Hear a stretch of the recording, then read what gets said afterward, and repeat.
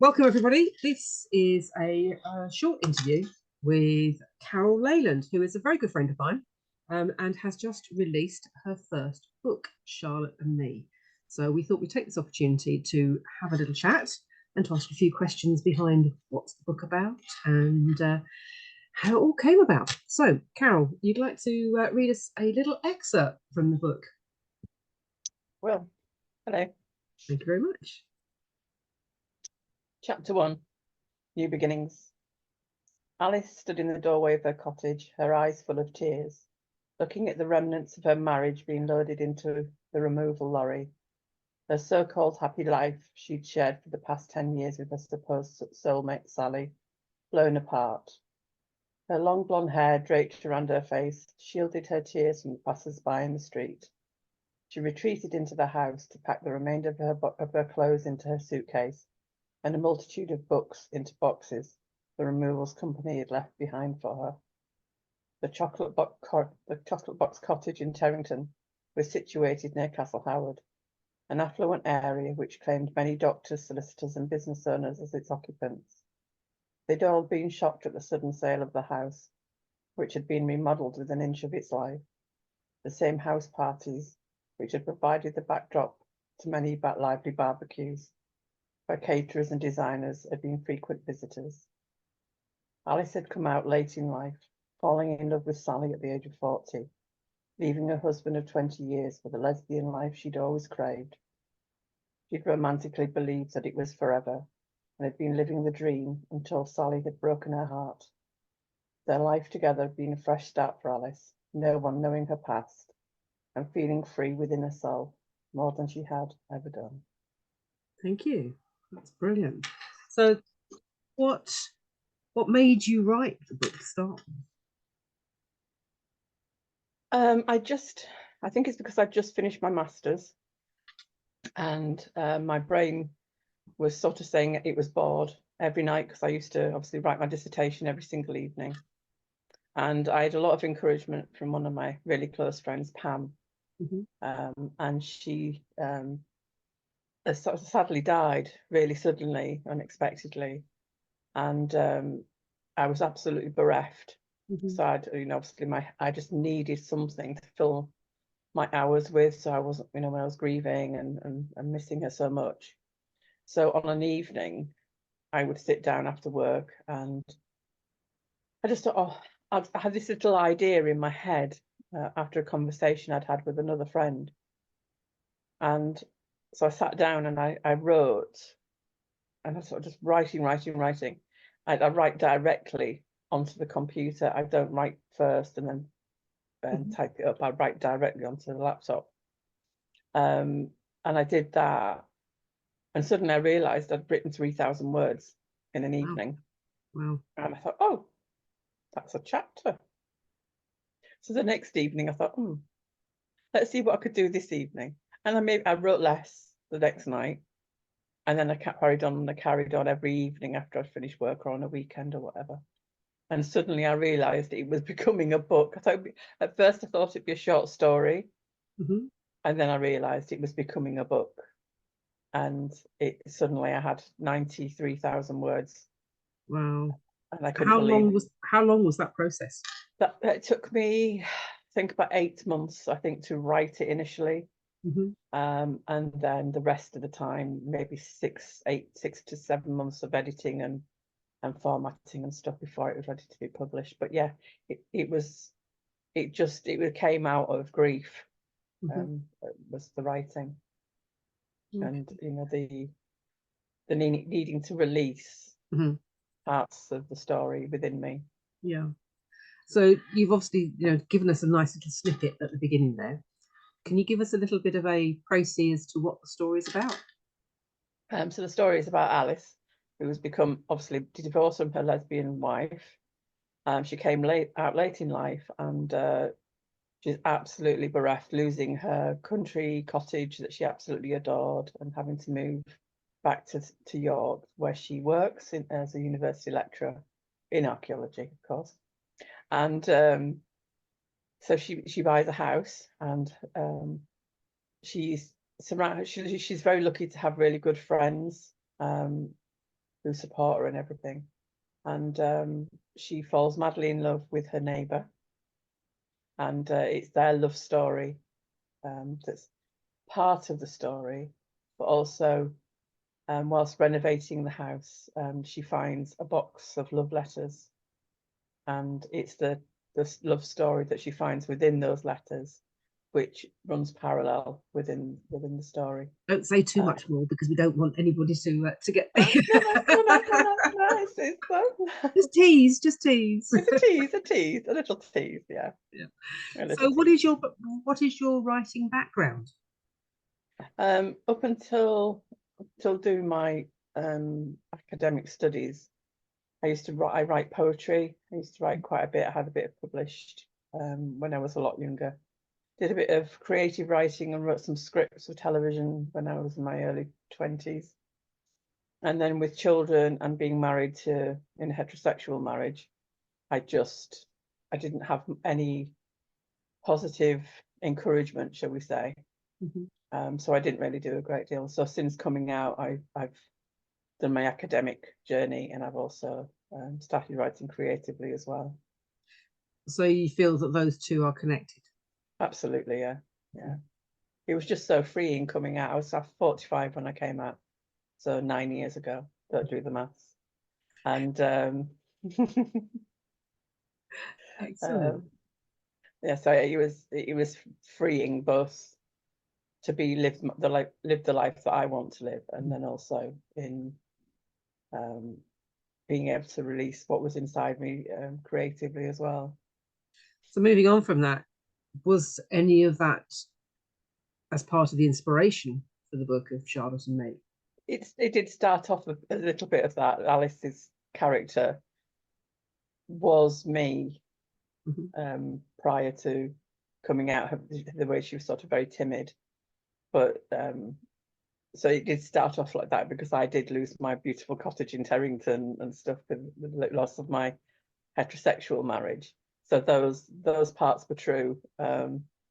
But it just developed as time went on. It just developed into a completely different storyline, different character, and storyline.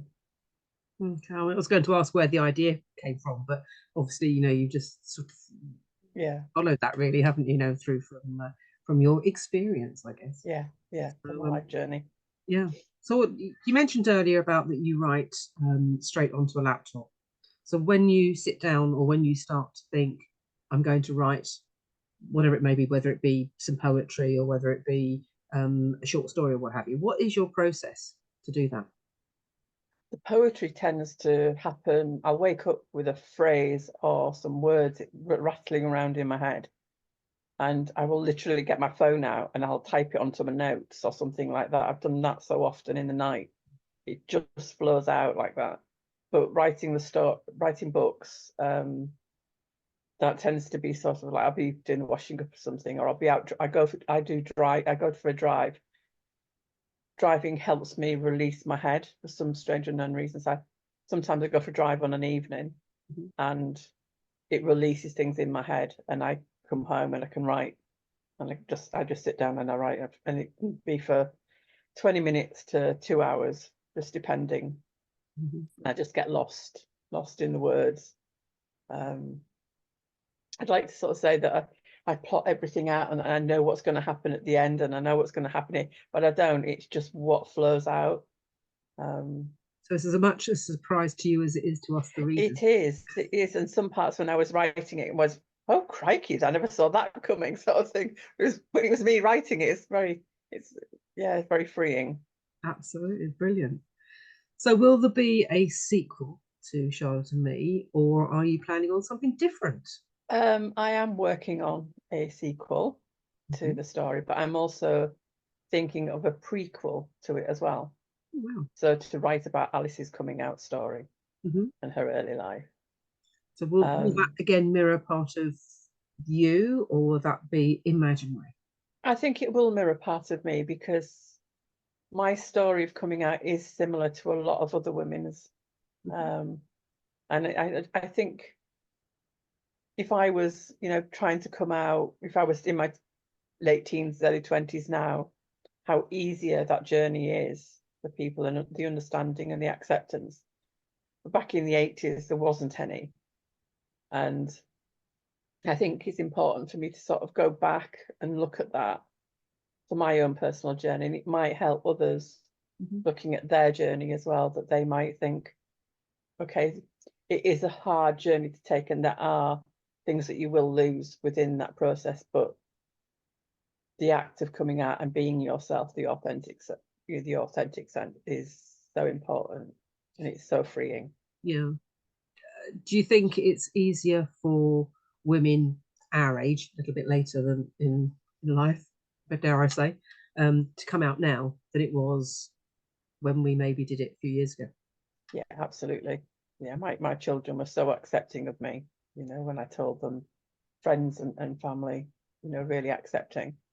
So I think, but I don't think if I'd have tried that, I did try it in my late teens, and it was just, yeah, it wasn't nice. Okay. And I'm always I'm in awe of women who have done that journey from coming out as teenagers and living that life and having the courage to do it, because I just didn't have it at the time. Excellent. So back to the writing. Mhm. They say that everybody has a book inside of them. So, what would your advice be to anybody who might be listening or watching this, that might be feeling that I need to get that book out? What would you say to them? It depends on that person's process with how they think about writing. I mean, sometimes, you can sort of jot things down in a book and think, I'll have this little idea and then work around it and stuff. And or like I do, just sit down and think, right, I'm just gonna write 100 words. I'm gonna put something on this white piece of paper and just see what happens. I don't think you have to have a beginning, middle, and end in your head. I don't think. You can just see where the story takes you. But I think for me, I did a couple of creative writing courses over lockdown online, and they were really helpful with Paul Burston. And they were very, I don't know, the way they talked about process, how their process of writing and helping you to release things within your head, I think was really important to me, and that really helped. So if you can sign off on for something like that, and I think that would be helpful to people too. Excellent. And how did you find the process of getting from having written the book to actually getting published? Oh, that was a nightmare. That bit was a nightmare, because you've written it and you think, he's ready, isn't it? It must be ready now. And you're reading it and you're reading it and you're rereading it, and then he's asking and begging and pleading your friends to read it as well. And could you just tell me if there's any spelling mistakes and and grammar and stuff like that. And you are reliant on your lovely friends quite a lot. And but that process was the hardest bit for me. It really was. And it some days it was such a struggle to think, oh God, I've got to do another chapter, and put it all right. Because I obviously, not having had writing training, knowing how to format a book, I hadn't a clue. So I got loads of books off my bookshelf and looked at them all. Thought, oh God, this is where I'm going wrong. This is how I need to format it. The indenting the various paragraphs, and your speech marks and your grammar. Oh my Lord, it was, yeah, that took months and months and months of graft. But the actual writing process was really good for me. It really was. Would you recommend it? Definitely. Yeah, absolutely. I mean, the idea for me, I self-published. I had thought about going to publishers to kind of send it all off to all these publishers and everything. But I think because I'd been through 4 years of academia where my writing style of not being academic enough had been pulled apart, I thought I just can't stand the idea of somebody else, who doesn't know my story, doesn't know, my journey or anything. And I thought the idea of them pulling it apart, my story, my book, I thought, I don't want to do that. I want it to go out.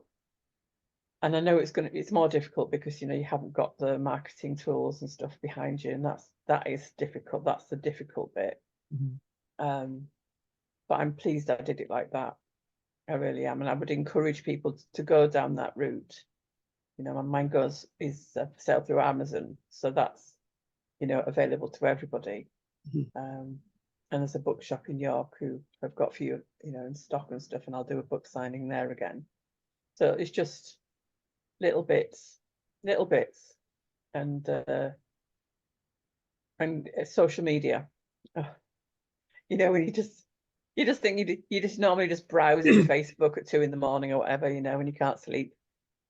And now I'm sort of trolling through what pages can I join so I can publicize my book, and to get the word out and stuff. And that, I don't like publicizing myself. I'm not very good at self-promotion. This interview is a living hell.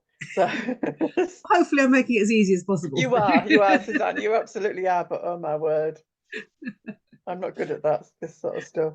So you touched on that the book is available in Amazon, on Amazon. Give it a little bit of a plug. This is your chance. Okay, so you can buy Charlotte and Me on Amazon in all territories. It's available on Kindle Unlimited, and in paperback as well. Do you have plans of having it done as an audiobook? I have thought about it. I am still in the process of thinking about it. A number of people have said they would prefer it on audiobook. It's the idea of reading out the rude bits to my son.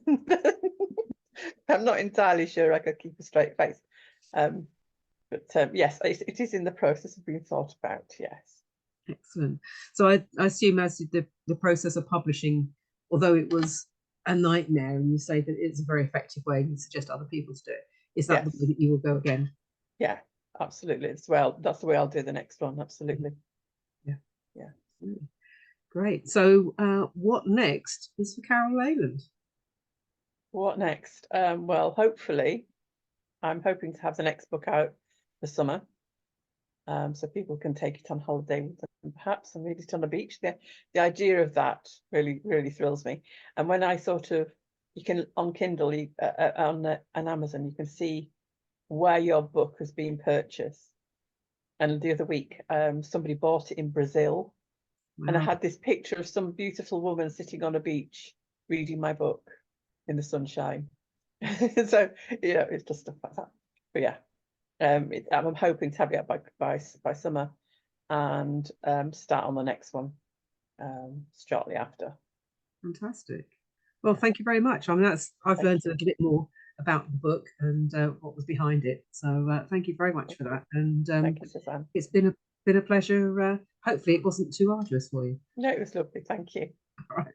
Well, take care, and we will speak soon. Thank you. Thanks. Let me stop the recording. Where's my feet?